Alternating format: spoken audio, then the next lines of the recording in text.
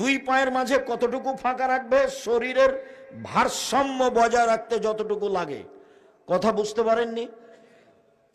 আল্লাহু আকবার। আল্লাহু আকবার বলার পূর্বে যদি পেশাব পায়খানার কাজ থাকে, যান পেশাব পায়খানার সময় বলবেন বিসমিল্লাহ আল্লাহুম্মা ইন্নী আউযু বিকা মিনাল খুবুসি ওয়াল খাবায়েস।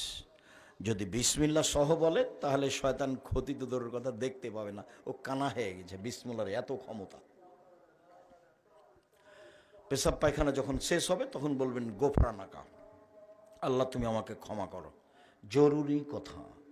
টয়লেটে ঢুকলেই তাসবিহ তাহলিল জিকির আজকার নিষেধ, এ কথা নয়। টয়লেট ঢুকে আপনি বলেন বিসমিল্লাহ আল্লাহুম্মা ইন্নী আউযু বিকা মিনাল খুবুসি ওয়াল খাবায়েস। যখন বসলো তখন থেকে না ইবাদত বান্দিগি জিকির বন্ধ। যখন উঠলো গোফরানাকা বলে তখন চালু হয়ে গেল। অতএব আপনি ওই টয়লেটের ভিতরে বিসমিল্লাহ বলেন, দোয়া পড়েন, কোনো সমস্যা নেই। অজু করেন, অজু করার পরে দোয়া পড়েন, কোনো সমস্যা নেই। চলবে না কতক্ষণ পর্যন্ত বুঝেন তো? কখন থেকে কখন? বসা থেকে উঠা পর্যন্ত। বিসমিল্লাহ আল্লাহুম্মা ইন্নী আউযু বিকা মিনাল খুবুসি ওয়াল খাবায়েস। বসছেন, বসলেন, বন্ধ। আর জিকির আজকার নেই, তাসবিহ তাহলিল নেই। এবার পানি খরচ করে উঠছেন, গোফরানাকা এখন চালু হয়ে গেল, করেন। পানি দিয়ে পবিত্রতা অর্জন করবেন। পানি না থাকলে ঢেল টিস্যু পেপার, আগে ঢেল টিস্যু পেপার পরে পানি, এটা মিথ্যে। পানি দিয়ে পবিত্রতা অর্জন করে হাত মাটিতে মেজে নেবেন, সাবান দিয়ে মাজেন, যেটা দিয়ে মাজেন মাজেন, রাসূল সাল্লাল্লাহু আলাইহি ওয়াসাল্লাম বললেন।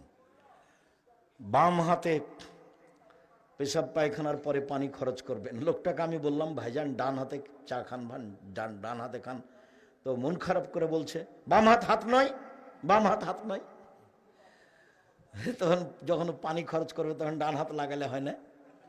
তো তখন তো আরও পানি খরচ করছে না। এখন আমি আর কি বলি?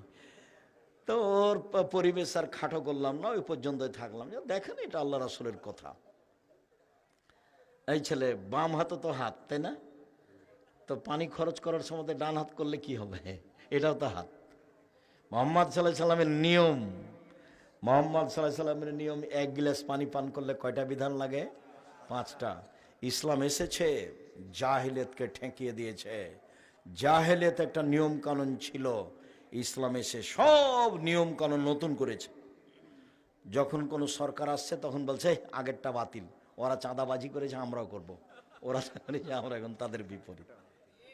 তো রাসূল সাল্লাল্লাহু আলাইহি সাল্লাম বলছেন এক জাহেলিয়াত বাতিল, এখন মুহাম্মদ সাল্লাল্লাহু আলাইহি সাল্লামের সব নিয়ম চলবে। কার নিয়ম চলবে? সব